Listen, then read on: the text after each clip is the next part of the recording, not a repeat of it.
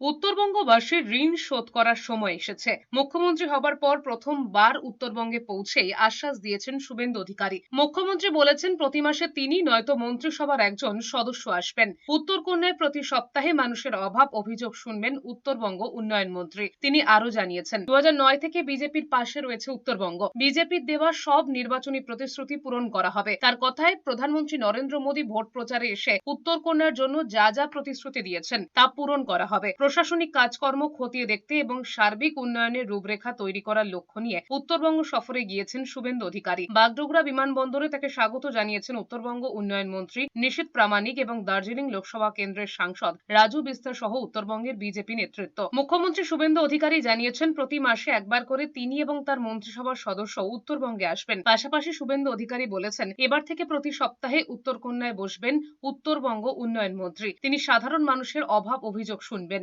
ভারতীয় জনতা পার্টি সংকল্পপত্রে যা যা বলেছে সেগুলো পূরণ করার মধ্য দিয়ে 2009 সাল থেকে ভারতীয় জনতা পার্টিকে উত্তরবঙ্গে আপনারা প্রবেশের সুযোগ এবং স্বীকৃতি দেওয়ার জন্য উন্নয়নের মাধ্যমে আমরা সেই ঋণ শোধ করব।